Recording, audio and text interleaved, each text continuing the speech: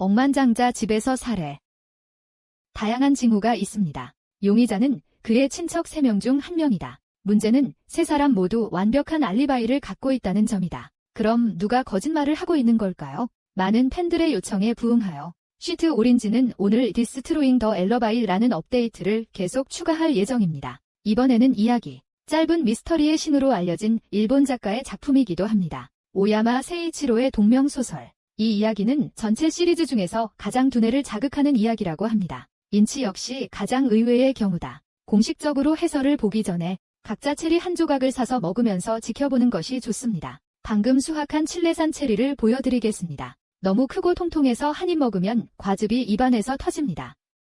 달콤함이 딱이네요. 이번 시즌은 칠레산 체리를 먹기 가장 좋은 시기입니다. 칠레는 남반구에 있기 때문에 그래서 그것들은 모두 최근 바다를 통해 운송된 제철 과일들이다. 하지만 이제는 칠레산 체리를 몇백 달러 더 저렴하게 구입할 수 있습니다. 하지만 여기서 요점이 나옵니다. 이번에 내가 너한테 얻은 최고의 혜택은 3J 칠레 체리 한 상자를 1위안으로 즉시 판매합니다. 나는 공무원과 오랜 시간을 보냈다. DLIGHT가 독점 할당량 3,000박스를 획득했습니다. 그제서야 우리는 3,000박스라는 독점 할당량을 얻었습니다. HYQ86이 독점 3,000박스를 획득했습니다. HYQ 86상자 하나하나가 진짜 큰 과일이에요.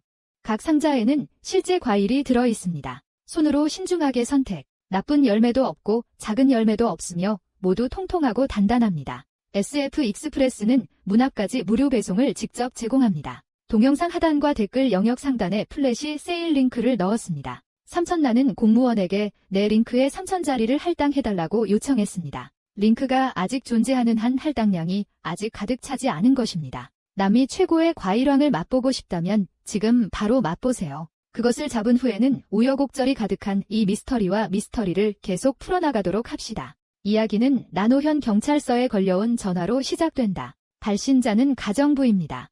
유모는 그날 약속된 시간에 있었다. 내 고용주인 치엔 상사의 집을 청소할 때 치엔 사장, 실수로 거실에서 숨진 채 발견. 대표는 로아와 역으로 갔다가 실수로 치엔 보스가 자신의 거실에서 비극적으로 죽어있는 것을 발견했습니다. 치엔 사장, 실수로 거실에서 숨진 채 발견.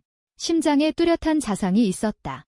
보스 치엔은 유명한 현지 기업가입니다. 올해 벌써 60이 넘었어요. 평소에는 교회의 맨션에서 혼자 산다. 매주 월요일, 수요일, 금요일에는 가사 부모들이 집에 와서 청소를 도와드립니다. 시체는 월요일 아침에 발견됐어요. 가정부가 치안 사장의 저택 문 앞에 왔을 때 문이 조금 열려있는 것을 보고 내가 문을 불렀을 때 아무도 대답하지 않았습니다. 유모는 문을 열고 혼자 집으로 들어갔다. 그러다 보니 치안 상사가 숨을 쉬지 못한 채 거실에 누워있는 모습이 보였다. 나노현 경찰서 수사일과장 미유키는 전화를 받고 서둘러 현장으로 달려갔다. 문에 들어간 후 언뜻 보면 문이 있는지 눈치채지 못했습니다. 알고 보니 지난 금요일에 가사 도우미가 집을 청소하고 있었습니다. 치엔 사장은 그에게 원래 문 양쪽에 있던 것을 교체해달라고 요청했습니다. TV와 소파를 옮겼어요.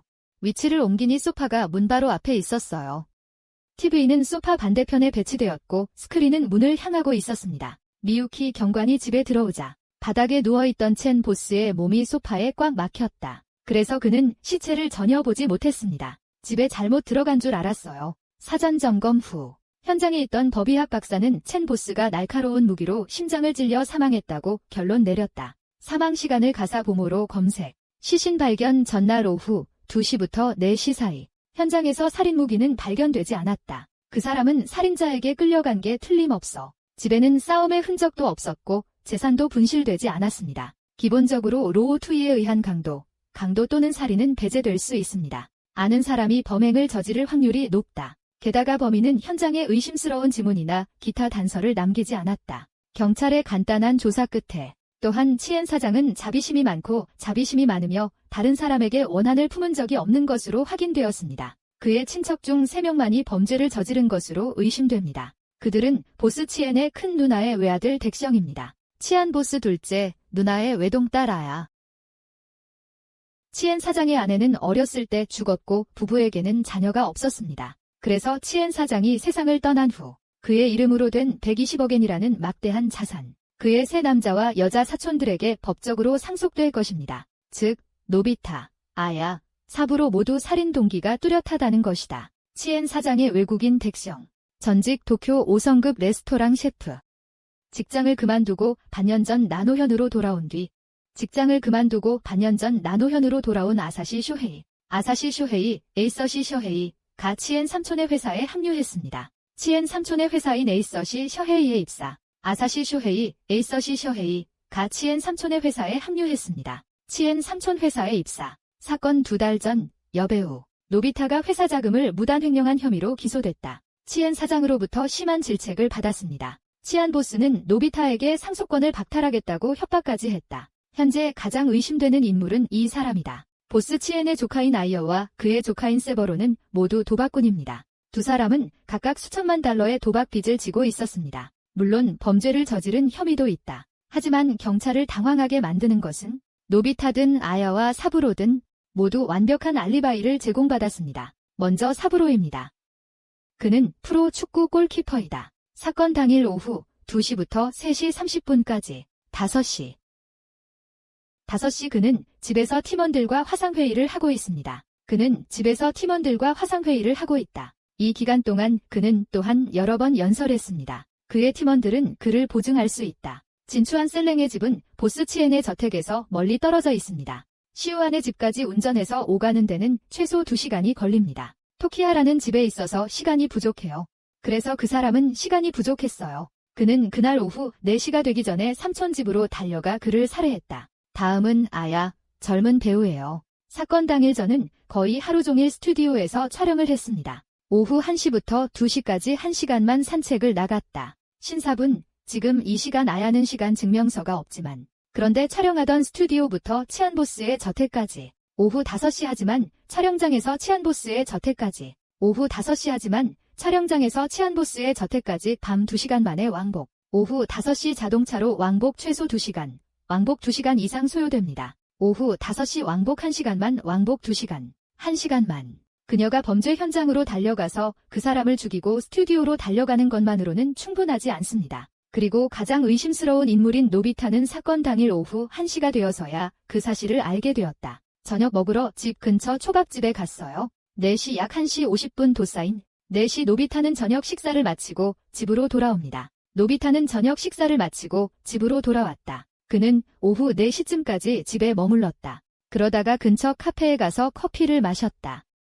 나는 가게 주인과 30분 동안 이야기를 나눴다. P112 가게 주인과 30분 동안 대화 나누기. P115.00 노비타는 4시 15분에 카페에 도착했습니다. P1.500 초밥집에서 밥을 먹고 카페에서 커피를 마셨다. 횟집 점원과 카페 주인이 그를 대신해 증언했다. 하지만 혼자 살기 때문에 노비타는 사건 당일 오후 1시 50분께 횟집을 떠났다. 205, 1시 50분에 스시 레스토랑에서 출발. P0 5시부터 오후 4시 15분에 카페에 나타나는 사이에 2시간 25분. 시간을 초월한 증인 시간의 증인은 없습니다. 5시 초밥집에서 치엔 사장의 저택으로 운전. 그리고 스시 레스토랑에서 보스 치엔의 저택 유엔시엔으로 운전하세요. 그리고 우리는 치엔 보스의 저택에서 카페로 운전했습니다. 총 최소 2시간 20분 소요. 오후 5시 총 2시간 20분 이상. 오후 5시 즉 노비타가 범죄를 저지를 시간은 실제로 5분 남았습니다. 오후 5시 인내 시간 즉 노비타가 범행을 저지르는데 실제로 주어진 시간은 5분 2회 25회. 오후 5시은 살인이 발생한 시간입니다. 가장 의심되는 범죄도 2회 25회에 저질러진다. 가장 유력한 용의자와 범행 시기. 경찰은 마침내 대웅을 1호 용의자로 지목했다.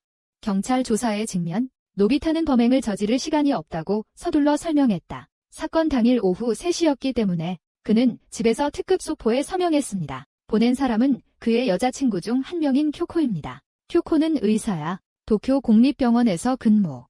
바로 발견한 미유키. 그날 노비타의 집까지 소포를 배달한 택배기사가 노비타의 증언을 확인했다. 택배 아저씨한테 배운 결과 노비타는 집에서 소포에 서명하고 있었습니다. 마스크, 선글라스, 모자를 착용하고 소음을 내지 마십시오. 그래서 택배 아저씨는 노비타의 모습을 똑똑히 보지 못했습니다. 그래서 미유키는 의심하게 된다. 그날 대웅의 집에서 택배에 서명한 사람은 대웅 본인이 아니었습니다. 이로써 노비타의 범행 의혹은 더욱 커진다. 자신의 추측을 입증할 구체적인 증거를 찾기 위해 미유키는 다음날 먼저 노비타의 추출된 지문과 서명 샘플을 채취합니다. 냉장 보관하고 택배회사에서 제공한 대웅 씨의 서명이 있는 택배 영수증, 또한 비교를 위해 경찰 식별부서의 동료들에게도 제출되었습니다. 그러다가 혼자 도쿄로 차를 몰고 갔어. 노비타의 여자친구 쿄코를 찾아 상황을 물었다. 쿄코는 30대의 키가 큰 젊은 여성입니다.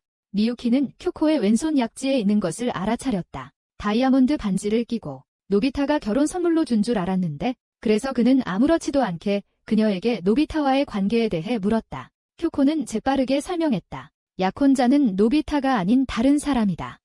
약혼자 쿄코에 대해 말하자면 그녀의 얼굴에는 슬픔의 흔적이 뚜렷이 남아있었다. 하지만 그녀는 금방 감정을 진정시켰어요. 미유키에게 노비타와의 관계를 설명했다. 두 사람은 실제로 술친구다. 1년 전 노비타가 도쿄의 5성급 레스토랑에서 셰프로 일하고 있었을 때 쿄코는 식사 중에 그를 만났습니다. 두 사람은 대화를 나누면서 꽤 친해졌습니다. 그래서 자주 만나서 술을 마신다. 노비타는 6개월 전에 직장을 그만두고 고향인 나노현으로 돌아왔지만, 하지만 쿄코는 여전히 온라인에서 그와 연락을 유지하고 있습니다. 얼마 전 노비타는 문득 이런 생각이 들었습니다. 진로를 바꾸고 전업 미스터리 소설가가 되고 싶다. 카이오코는 미스터리 팬입니다. 노비타는 그녀에게 몇 가지 고전 미스터리 작품을 추천해 달라고 부탁했습니다. 이어 쿄코는 자신이 가장 좋아하는 추리소설을 공개했다. 에거서 크리스티의 13을 위한 만찬이 그에게 우편으로 배달됐다. 사건 당일 노비타가 서명한 소포 안에 들어있어야 할 것은 바로 이 소설이다.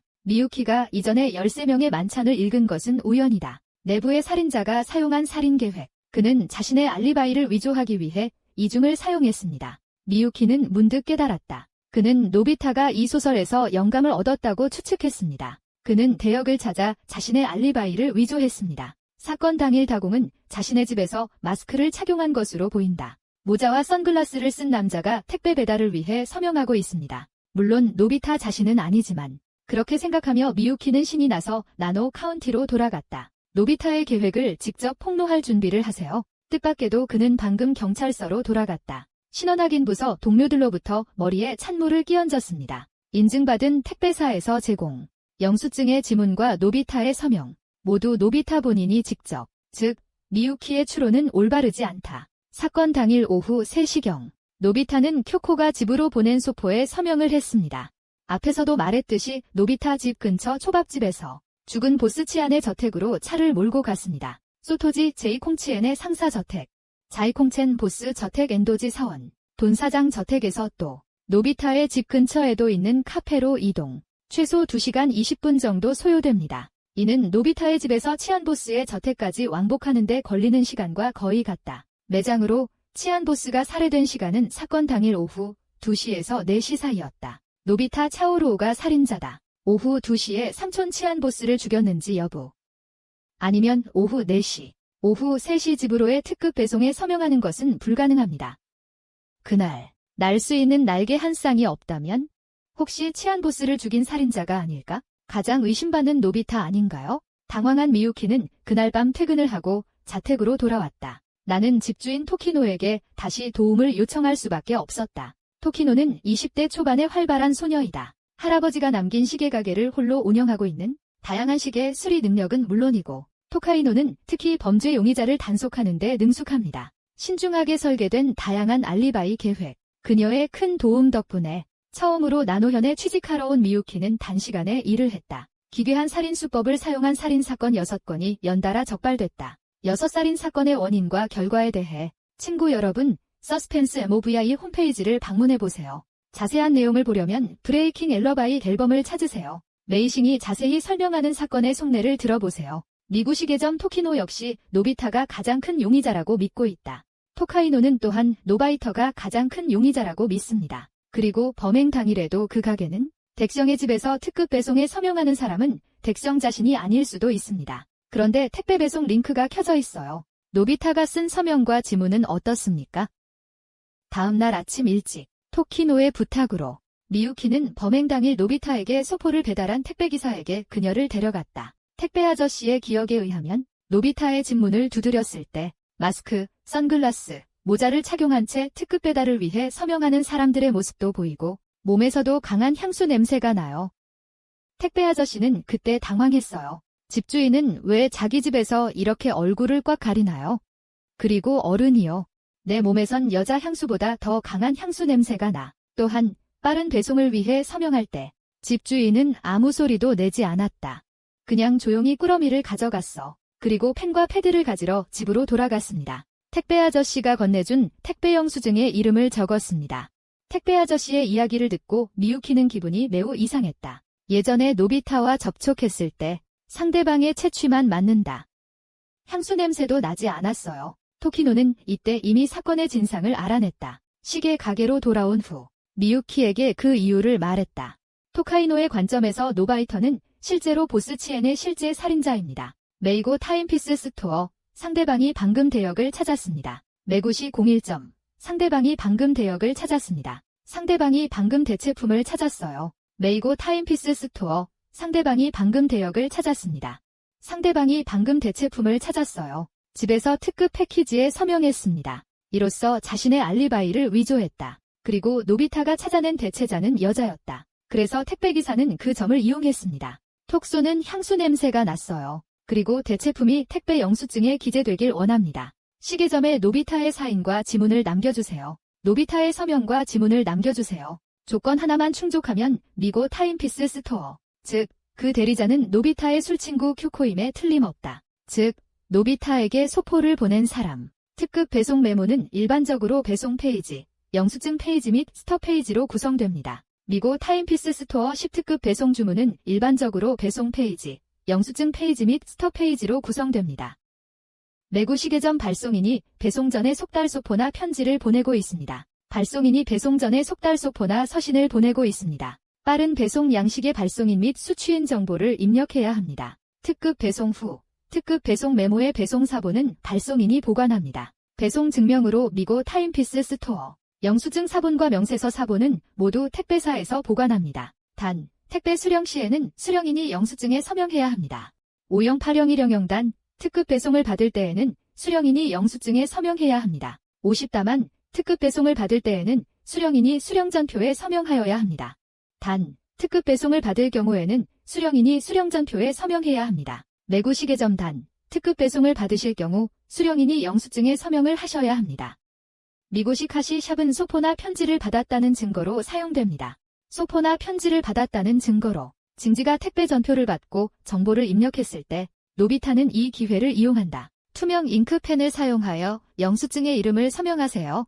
그리고 지문이 남았다. 이런 종류의 보이지 않는 잉크펜은 일반적으로 마술쇼나 비밀리에 메시지를 전달하는 데 사용됩니다. 흔하지는 않지만 구매가 어렵지는 않아요. 토카이노 자신도 하나 가지고 있습니다. 그가 말을 하자마자 토카이노는 즉시 펜을 찾았습니다. 미유키 앞에서 단검을 휘둘러 이런 펜으로 쓴 글씨는 헤어드라이어로 말리기만 하면 됩니다. 완전히 보이지 않을 수 있습니다. 손글씨를 재현하고 싶다면 그냥 필기용지를 올려두세요. 차가운 곳에 올려 식혀보세요. 그리고 글이 눈에 보이면 더 이상 눈에 보이지 않게 됩니다. 일반 수성펜으로 쓴 손글씨와 똑같아 보입니다. 사건 당일 오후 3시경 택배 아저씨가 노비타의 집 문을 두드렸을 때 노비타의 집에서 혼자 택배를 기다리는 쿄코. 모자, 선글라스, 마스크를 착용하세요. 택배 아저씨를 위해 문을 열어줬어요. 그녀는 꾸러미를 받은 뒤 돌아서서 펜과 패드를 꺼냈다. 그런 다음 영수증을 패드 위에 올려놓으세요. 서명하는 척. 사실 쿄코가 가져간 것은 잉크가 없는 펜이었다. 글을 전혀 못 쓴다. 그리고 그 패드는 미리 냉장고에 얼려두었어야 했어요. 그래서 영수증을 작성한 후 노비타가 보이지 않는 잉크펜으로 남긴 서명이 금세 드러났습니다. 게다가 추측되는 바는 사인하는 척 하기 전에 쿄코 손가락에 접착제가 묻어 있어야 해요. 따라서 경찰은 영수증에서 지문을 검출할 수 없었다. 그렇게 노비타와 쿄코는 힘을 합친다. 위조는 오후 3시에 이루어졌습니다. 범행 당일 205-00 미국시계 매장은 오후 3시 기록을 세웠습니다. 사건 당일 미국시계 매장 배송에 서명한 사람은 바로 덱성이었습니다. 속달 배송을 위해 덱성이 직접 서명했다는 것은 환상이었습니다. 205-00 노비타 본인이 특급 배송에 서명했다는 환상이다. 뷰티시계 판매점 P0 5시인은 범행 당시 노비타의 알리바이를 위조한 것입니다. 메이시 시계 판매점 범행 당시 노비타의 알리바이를 위조한 게 범행의 핵심이었다. 시간 25분 메이시 10 스토어 범행 당시 노비타의 알리바이를 위조한 게 범행의 핵심이었다. 시간 25분 토키노의 추론을 듣고 나면 평소대로 미유키, 그녀에게 5,000엔을 지불했다. 그리고 그는 즉시 토키노의 투명 잉크펜을 들고 경찰서로 돌아갔다. 감정부서 동료들에게 택배 영수증에 있는 덱성의 서명과 잉크를 확인하도록 요청하세요. 보이지 않는 잉크펜의 잉크와 비교. 결과는 두 가지가 완전히 일치한다는 것을 보여줍니다. 토카이노의 추론은 완전히 정확하다는 것을 알 수 있습니다. 다음 날 아침, 미유키는 수사에 협조한다는 핑계를 댔다. 쿄코를 나노현 경찰서에 소환. 그런 다음 그는 그녀와 몇몇 경찰관을 노비타의 집으로 데려갔습니다. 그는 그녀와 노비타 앞에서 토키노의 추론을 반복했다. 쿄코는 경찰이 노비타가 삼촌을 살해한 공범으로 자신을 의심하고 있다는 사실을 알게 되었다. 그는 자신이 실제로 노비타인 척하고 있었다고 서둘러 설명했다. 그가 속달 배송에 서명하는 것을 도와줬어요. 그러나 그는 덱성의 살인 계획에 대해 전혀 몰랐습니다. 리엔슝을 대신하여 그녀에게 도움을 요청할 때 게스트 샘플 샵 사인. 담당자가 액자를 집어들자 덱성은 그녀에게 도움을 요청했습니다. 손님 이 샵 사인. 노비타가 도움을 요청하면 그는 단지 그녀가 테스트에 협조해주기를 원한다고 주장했을 뿐입니다. 미스터리 소설에서 내가 고안한 작업 방식. 나중에 TV에서 치엔보스 살해 소식을 보았습니다. 쿄코는 즉시 노비타가 살인자라고 의심했다. 상대방이 이용하고 있다는 사실을 깨닫고 그럼에도 불구하고 징지는 감히 경찰에 신고하지 못했습니다. 그녀는 주로 걱정한다. 나노현 경찰은 사건 수사를 위해 늘 시계점 소녀에게 의존해왔다. 살인 공범으로 체포될 예정. 매구 시계점에서는 그를 살인 공범으로 체포할 예정이다. 살인 공범으로 체포될 예정. 지연 징지는 경찰의 진실을 자백했습니다. 노비타는 너무 무서워서 무릎을 꿇었습니다. 그는 자신이 삼촌을 죽일 생각이 있었다고 인정했다. 그는 카이오코를 속여 도와주었습니다. 스스로 알리바이를 위조했다. 하지만 그는 삼촌을 죽인 진짜 살인자가 아니다. 이때 노비타는 미유키에게 숨겨진 비밀을 털어놓는다. 빠르면 1년 전인 것으로 밝혀졌습니다. 그는 날카로운 물체에 대한 심각한 공포증에 시달렸습니다. 이것은 흔한 정신질환이다. 이러한 환자는 날카로운 물체에 민감합니다. 바늘, 칼, 못, 하이힐 끝 등. 설명할 수 없는 두려움과 심리적 불편함을 야기함. 심하면 일상생활에도 영향을 미칠 수 있다. 노비타는 1년 전 5성급 레스토랑의 셰프 일을 그만두었습니다.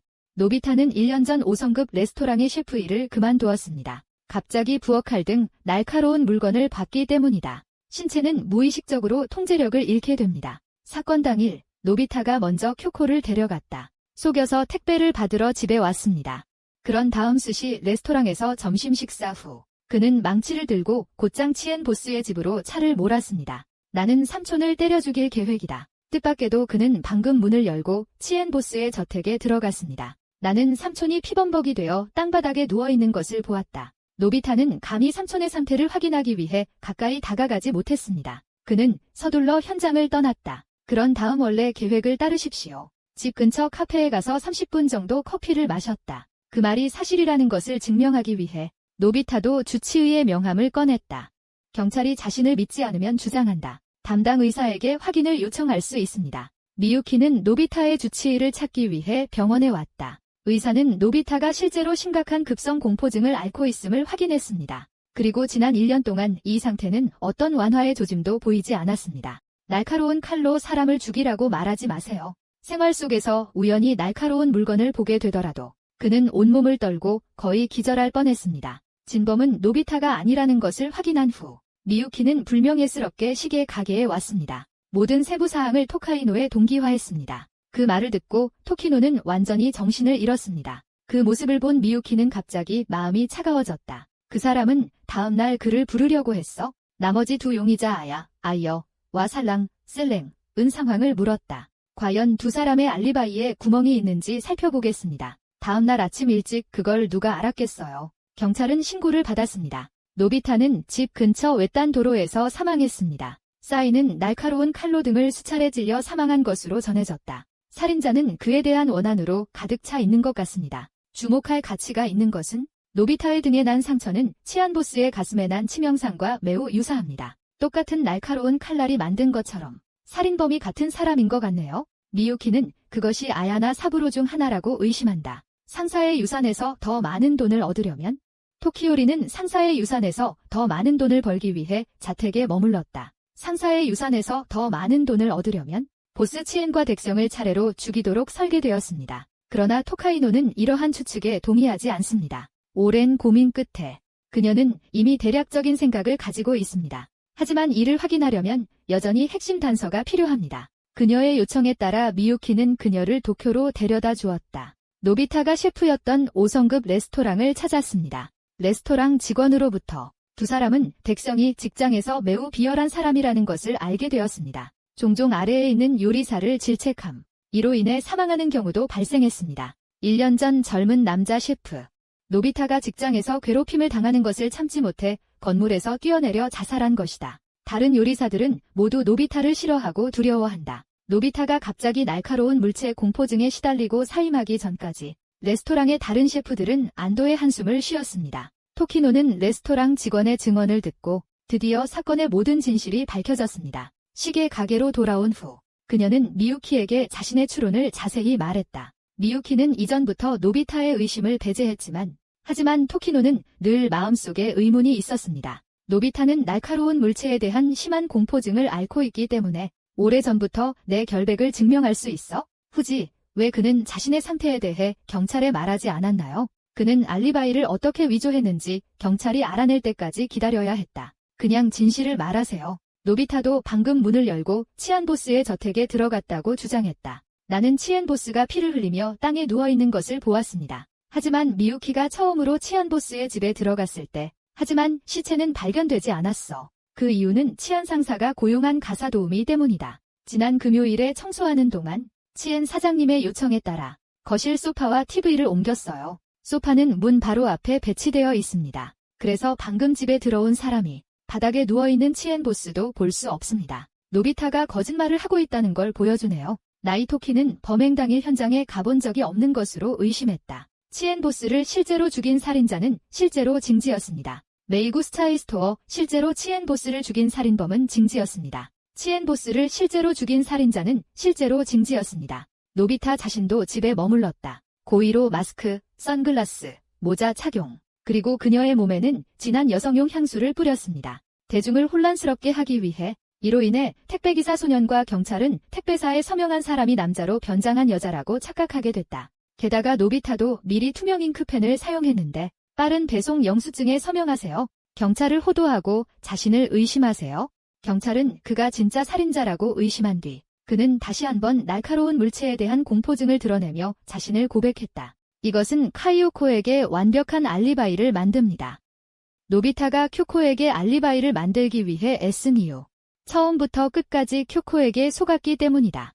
토키노의 추측이 맞다면 1년 전 직장에서 노비타에게 괴롭힘을 당한 젊은 남성 셰프가 건물에서 뛰어내려 자살했다. 쿄코의 약혼자여야 해. 나중에 쿄코는 노비타에게 접근하기 위해 주도권을 잡았습니다. 술친구가 되기보다는 목적은 약혼자의 복수를 위해 노비타를 죽이는 것입니다. 대웅이 회사 자금을 개인적으로 횡령했다는 사실을 알게 된 후 숙부 치안보스에게 상속권을 빼앗긴 뒤 쿄코는 노비타에게 대신 사람을 죽이겠다는 계획을 제안한다. 상대방을 선동하여 자신의 삼촌을 죽인다. 노비타는 쿄코의 계획을 듣고 나 자신이 누군가를 죽일 필요는 없을 것 같아. 그리고 빨리 삼촌의 유산을 물려받을 수 있어요. 그는 징지의 제안에 기꺼이 동의했습니다. 그 순간 그는 그 사실을 거의 알지 못했습니다. 그는 징지가 신중하게 고안한 함정에 빠졌습니다. 징지가 치엔보스를 죽인 직후 그는 노비타를 죽일 기회를 기다렸다. 약혼자에 대한 복수 완료. 첸보스도 노비타도 같은 날카로운 칼날에 찔려 죽었기 때문이다. 경찰은 당연히 같은 살인범이라고 의심했다. 그리고 치엔보스가 살해당했을 때 쿄코는 노비타가 만들어낸 완벽한 알리바이를 갖고 있다. 이 경우 경찰은 노비타의 죽음이 노비타와 아무런 관련이 없다고 결론을 내려야 한다. 징지는 트릭 내에서 이 트릭을 사용했습니다. 복수를 마친 그는 온전한 탈출을 시도했다. 노비타는 죽을 때까지 그 사실조차 깨닫지 못한 것 같아요. 나는 그녀의 함정에 빠졌다. 토카이노의 분석을 듣고 나서 미유키의 뇌는 달콤한 오렌지와 같다. 처음에는 몇 분 동안 바위 기계였습니다. 그러다 어렴풋이 이해가 됐어. 그는 즉시 쿄코의 약혼자의 신원을 조사했다. 노비타에 의해 강제로 죽음을 맞이한 것은 역시 젊은 셰프였다. 하지만 결정적인 증거가 없기 때문에 미유키는 쿄코를 체포하지 않았다. 대신 그 사람한테 혼자 데이트 신청해. 그는 그녀에게 토키노의 추론을 솔직하게 반복했다. 뜻밖에도 징지는 듣고 나서 아무런 변명도 하지 않았습니다. 그는 현장에서 두 사람을 연속 살해했다고 인정했다.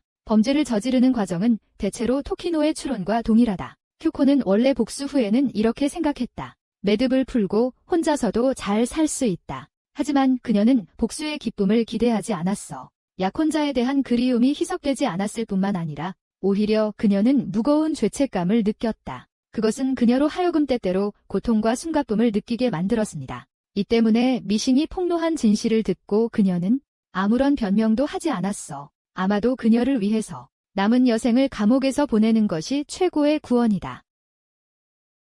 이번 호의 사연. 일본 미스터리 드라마 깨진 알리바이 특별편.